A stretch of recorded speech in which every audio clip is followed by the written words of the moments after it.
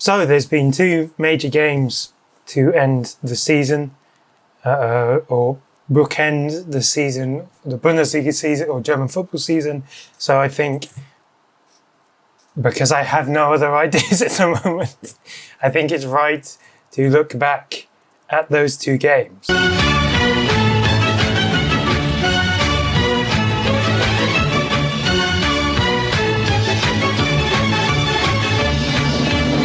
And so we'll start with the first game that happened, but it's two-legged. It's the Bundesliga relegation playoff to see who would get relegated. So it was 16th, which is Wolfsburg, against 3rd, which is Paderborn.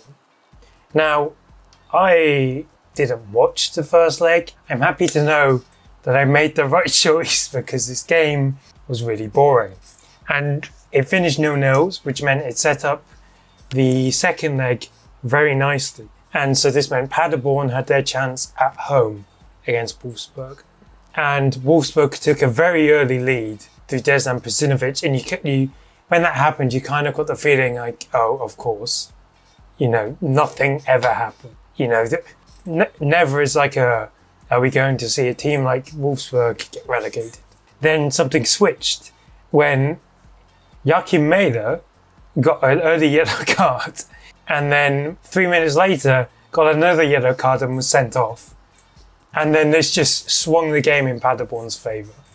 Now, obviously, if you look at Wolfsburg had 10 men, fair enough. And this made Paderborn look like the Bundesliga side. However, this is still Wolfsburg we're talking about. The country that could spend the GDP of a small nation in the summer.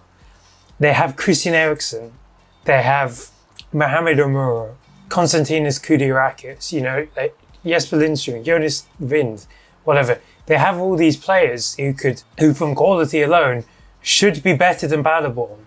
But that didn't happen, and this just allowed Paderborn to dominate the fuck out of Wolfsburg. And they got their equaliser in the 38th minute. And then it just peppered Wolfsburg's goal. I mean, they ended the game with 39 shots. I mean, this is a second division side doing this against a Bundesliga side. And then Paderborn had this really great chance to score right at the end of the game, or right at the end of normal time, when Sven Michel headed the ball and it went off the post. And so that meant we were going to extra time.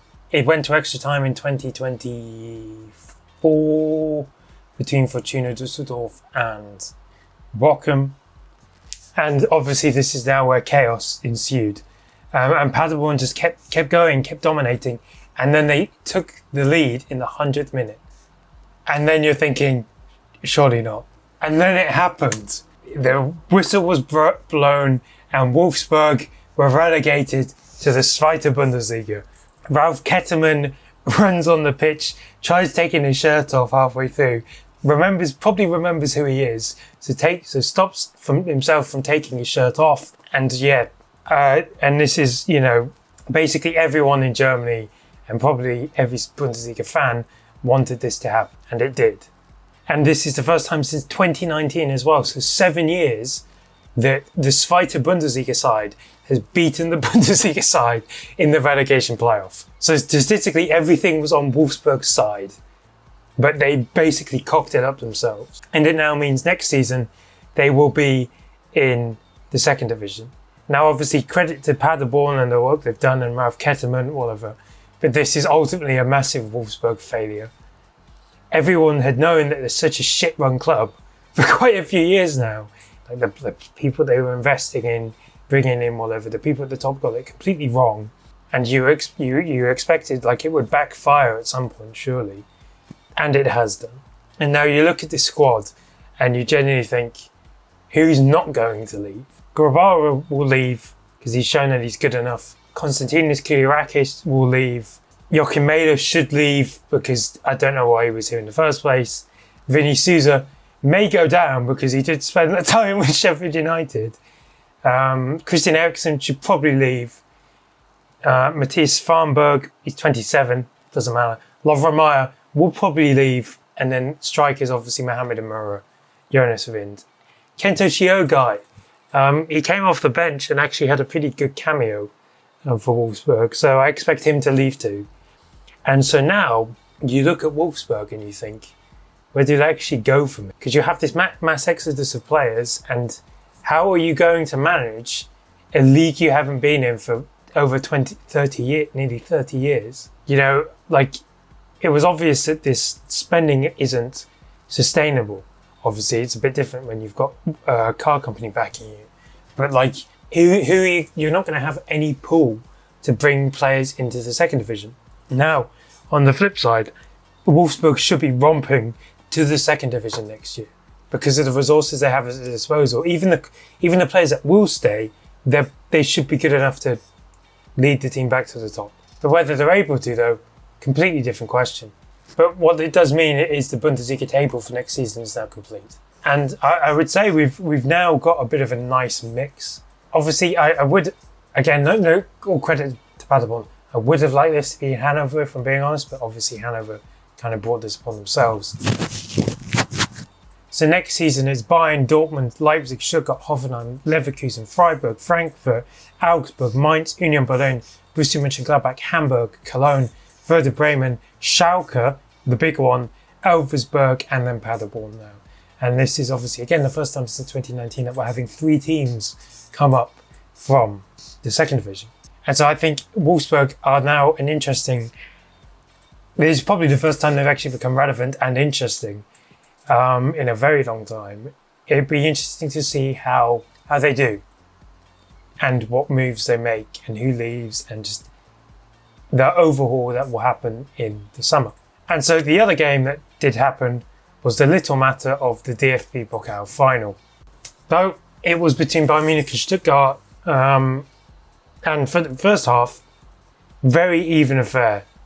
Not in terms of ball possession, but Stuttgart probably had the better chances. Bayern's main chance was a kind of like a long-range effort from Stanisic, which was saved by Alexander Nubel, while Maximilian Mittelstadt had the best 2 chances for Stuttgart. But again, Jonas Ervig in the Bayern net saved them. And it was a very good early performance from Stuttgart, and you're thinking, okay, maybe, they could get something from this. And Bayern really didn't seem at it. Maybe, I don't know, not that they were hungover, because this is Bayern, but like they were feeling the hangover of the season, potentially, because they had wrapped everything up quite a while ago.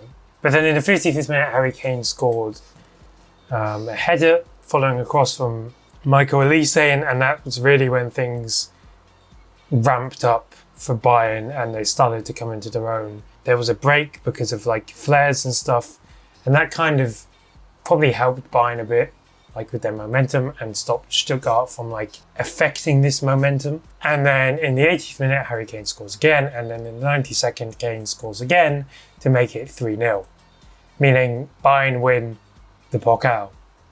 And I do think the scoreline doesn't do Stuttgart justice for their performance, especially in the first half. But yeah, again, like Bayern win the double, fair enough. They've been far the better team this season. But for Stuttgart, I think they should, as I've said this plenty of times before, they should use this as a building block for next season, as I think Stuttgart are probably the team to challenge Bayern next season.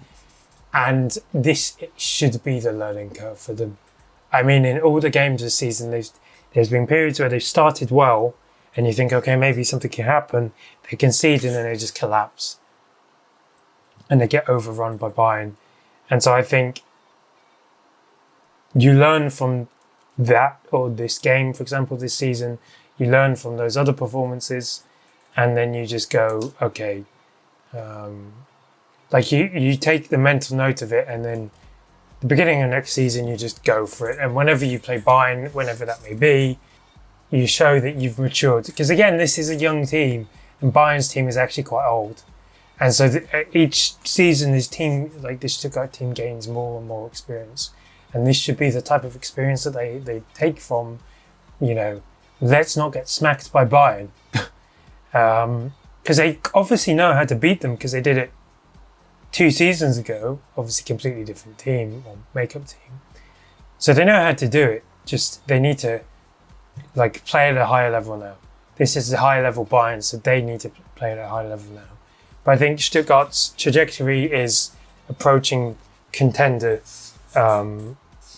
area now. So I think it'd be interesting to see what they do in the summer. They've signed Grisha Promau on a free transfer. They've also signed Bilal Elkanis permanently.